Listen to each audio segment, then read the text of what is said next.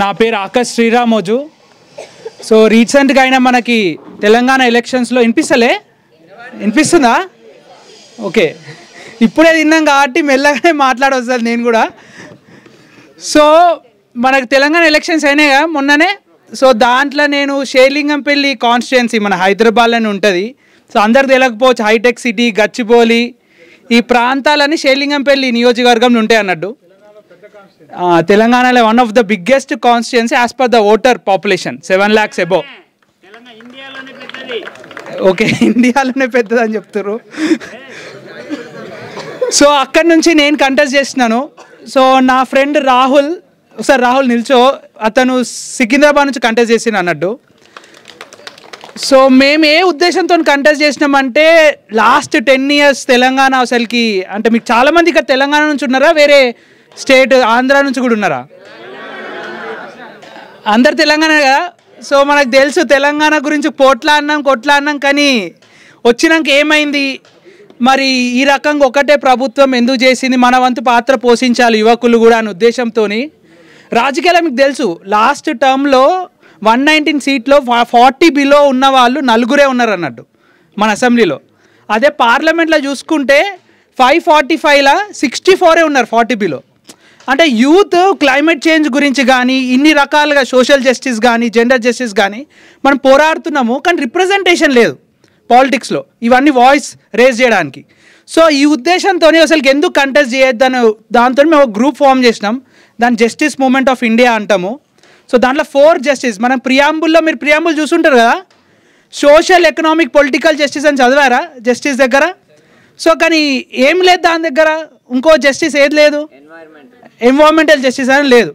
So ఈ 4 justice important ఒక నేషన్కి develop అవ్వడానికి అని చెప్పేసి, ఆ 4 pillars ఇంపార్టెంట్ అని చెప్పేసి మేము జస్టిస్ మూమెంట్ ఆఫ్ ఇండియా అని పెట్టాం. సో దాని నుంచి మేము ఒక నియోజకవర్గాన్ని ఒక ప్రాజెక్ట్ లాగా తీసుకొని దాని మీద పనిచేస్తూ ప్రొలాంగ్గా అక్కడ సమస్యల మీద ఒక మేనిఫెస్టో క్రియేట్ చేసుకొని పనిచేస్తాం అన్నట్టు. ఆ విధంగా 2 కాన్స్టిట్యుయెన్సీలో మేము పనిచేసినాం.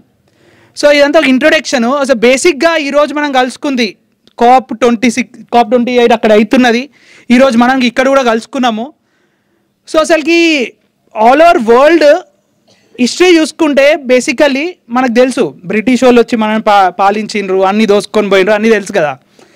కానీ ప్రతి ఒక్కరు ఇది మర్చిపోతారు ఏంటంటే, వెస్టర్న్ అంటే కొలనైజేషన్ స్టార్ట్ అయింది కదా, వెస్టర్న్ కంట్రీస్ వచ్చి మన ఇండియాని కానీ, ఇట్లున్న సౌత్ ఆఫ్రికాని కానీ, ఆఫ్రికన్ కంట్రీస్, బ్రెజిల్, వీళ్ళందరూ వచ్చి కొలనైజ్ చేసిండ్రు.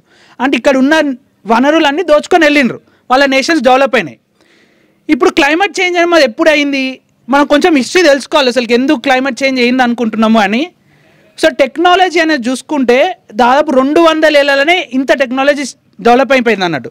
అంటే రైల్వే కార్ నుంచి మన స్మార్ట్ ఫోన్ దాకా only with in this 200 years develop అయిపోయింది. 200 years కంటే ముందు ఏమి లేదు అసలు టెక్నాలజీ పరంగా, డిజిటల్ కానీ ఇవన్నీ ఏం లేకుండే. సో అందుకే ప్రీ ఇండస్ట్రియల్ ఏజ్, అంటే ప్రీ ఇండస్ట్రియలైజేషన్ అంటే 19th century కంటే ముందు టెంపరేచర్ ఎంత ఉందో అది ఇండస్ట్రియలైజేషన్ వచ్చినాక ఇంక్రీజ్ అయిపోతుంది. సో అది ఇంక్రీజ్ అయిపోతుంది. సో కాబట్టి ఈ ఇండస్ట్రియలైజేషన్ మన వెస్టర్న్ కంట్రీస్ వీళ్ళందరూ వచ్చి దోచుకొని వాళ్ళ కంట్రీస్ డెవలప్ చేసుకొని ఇండస్ట్రియలైజేషన్ చేసేసిండ్రు. సో కాబట్టి టెంపరేచర్ అనేది ఇంక్రీజ్ అయ్యి గ్లోబల్ వార్మింగ్ అవుతుంది. సో ఇప్పుడు వెస్టర్న్ కంట్రీస్ చేసిన డెవలప్మెంట్ మోడల్ మన ఇండియాలో కానీ ఇంకా డెవలపింగ్ కంట్రీస్లో కూడా ఫాలో అవుతున్నాం అన్నట్టు. ఎందుకంటే మనకి ఇంపార్టెంట్గా మనం తెలుసుకోవాల్సింది ఏంటంటే, ప్లానెట్, పీపుల్ అనే వాళ్ళు ఇంపార్టెంట్. కానీ అందరికి ఇక్కడ ఏది ఇంపార్టెంట్ అవుతుందంటే ప్రాఫిట్స్. అది బిజినెస్ చేసే వాళ్ళకి కానీ లేకపోతే పొలిటీషియన్స్ కానీ వాళ్ళకి ప్రాఫిట్స్ అనేది ఇంపార్టెంట్ అవుతుంది. అంటే పైసలు మనం సంపాదించుకోవాలి. సో దాన్ని బట్టి ఏమవుతుంది, ఒక కంపెనీ పెడతారు, ఇండస్ట్రీ ఒక రివర్ పక్కన పెడితే ఆ రివర్ని పొల్యూట్ చేస్తారు కంపెనీ. ఆ ఇండస్ట్రీలో ఉన్న ఉద్యోగులను కూడా సరిగ్గా చూసుకోరు, వాళ్ళని ఫుల్ టైం వర్క్ చేసుకొని వాళ్ళని కూడా వాళ్ళ శ్రమను దోచుకుంటారు. కాబట్టి పీపుల్ని పట్టించుకుంటలేరు, ప్లానెట్ని పట్టించుకుంటలేరు, మొత్తం వాళ్ళు చేసే ప్రాఫిట్స్ గురించే. కాబట్టి ఇలాంటి ఉన్న రాజకీయాలు, ఇప్పుడు మీరు వినే ఉంటారు ఈ వర్డ్ ఫక్తు రాజకీయాలని విన్నారా మీరు మాట, ఫక్తు రాజకీయ పార్టీ అని. ఇప్పుడు విన్నారు మన బీఆర్ఎస్ గవర్నమెంట్ చెప్తారు మా ఫక్తు రాజకీయ పార్టీ అని. సో అట్లాంటి ఫక్తు రాజకీయాలు మార్చాలనే ఉద్దేశంతో మేము వస్తున్నాం అన్నట్టు. సో దాని పరంగానే అసలుకి ప్రాఫిట్స్ గురించి కాకుండా, అంటే ఇప్పుడు ఆంటర్ప్రినర్ అయినా బిజినెస్ చేసినా చేయాలి, కానీ మన నేచర్ని కూడా దృష్టిలో పెట్టుకొని బిజినెస్ చేయాలన్నట్టు. అంటే పీపుల్ గురించి కూడా ఆలోచించి బిజినెస్ చేయాలి. ఇప్పుడు రుచి చెప్పింది డిస్క్రిమినేషన్ అవుతుంది, ప్రతి ఒక్క క్యాస్ట్ వాళ్ళని డిస్క్రిమినేట్ చేస్తుండ్రు, లేక పూర్ పీపుల్ అని డిస్క్రిమినేట్ చేస్తుండ్రు, జెండర్ అని చెప్పేసి డిస్క్రిమినేట్ చేస్తుండ్రు. అది వర్క్లో కూడా అవుతుంది, ఎంప్లాయ్మెంట్లో కూడా. సో ఈ పీపుల్ని దృష్టిలో పెట్టుకోవాలి, మన పరిసరాల్లో ఉన్న నేచర్ని దృష్టిలో పెట్టుకోవాలి. ఈ రెండింటిని కన్సిడర్ చేసి ఒక పాలసీస్ని చేయాలి.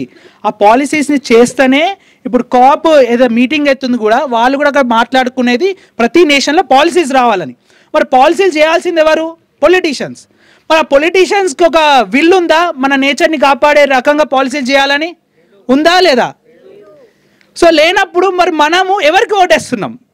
ఇప్పుడు నాలాగా చాలామంది ఇండిపెండెంట్గా నిల్చున్నారు, జెన్యూన్ క్యాండిడేట్స్ తెలంగాణ అంతా. మరి యువత కానీ, ఇప్పుడు యువత ఎందుకు అంటున్నారంటే 18 to 36 ఏజ్ గ్రూప్లో దాదాపు ఇక్కడ 70 lakh, ఇప్పుడు ఇక్కడ 3.3 crore 17 lakhs ఉంటే ఓటర్స్, 70 lakh మంది దాదాపు యూతే ఉన్నారు. మరి వాళ్ళందరూ మాలాంటి వాళ్ళకు ఓటేసిండ్రా?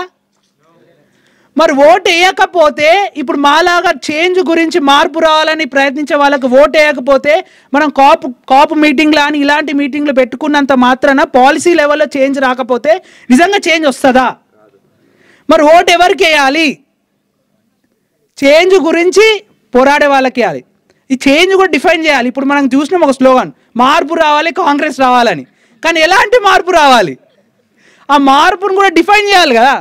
ఇప్పుడు మార్పు అంటే మీ అకౌంట్లో పైసలు వేస్తా అనే మార్పా? అది కాదు కదా. నిజంగా మనకున్న పరిసరాలను లేక్స్ని ప్రొటెక్ట్ చేయాలి. ఇక్కడ ఉన్న పబ్లిక్ పార్కులు కానీ, ఇంకా వేరే రకంగా కామన్స్ అంటారు పబ్లిక్ ప్లేస్లో, వాటన్నిటిని ప్రొటెక్ట్ చేసే విధంగా పాలసీలు తెచ్చి, ఆ పాలసీలు కూడా స్టేట్ లెవెల్లో తేకపోయినా వాళ్ళ నియోజకవర్గంలో అయినా ఉన్న వాటిని పరిరక్షించే రకంగా ఒక పొలిటీషియన్ ఉండాలి. ఆ పొలిటీషియన్ ఎవరైనా ఒక మేనిఫెస్టోతో అట్లా ముందుకు వస్తే వాళ్ళు కోటేయాలిగా మనము. సో ఎప్పుడైనా మనం ఎండ్ ఆఫ్ ద డే మనం తెలుసుకోవాల్సింది ఏంటంటే, పాలిటిక్స్ అనేది మన పైన చాలా రకంగా ప్రభావితం పడుతుంది. ఆ పాలిటిక్స్ మారకపోతే మనం ఎంత ఇండివిజువల్ లెవెల్లో ఎన్ని మార్పులు చేసుకున్నా, ఆ పాలిటిక్స్ మారకపోతే ఏది మారదు మన దేశంలో. సో కాబట్టి మనం ఇండివిజువల్ లెవెల్లో మారి పాలిటిక్స్ని కూడా మార్చాలనే ఉద్దేశంతో మేము ముందుకు వచ్చాము. సో మీ నుంచి కూడా మేము ఆశిస్తుంది అదే. మీరు ఎప్పటికైనా ఇట్లాంటి ట్రెడిషనల్ పార్టీలకు కాకుండా మాలాగా థింక్ చేసే వాళ్ళకు ఓటేసిన రోజే ఈ మార్పు వాళ్ళు అనుకునే మార్పు కాదు, నిజంగా మార్పు వస్తుందని అనుకుంటున్నాను. Thank you.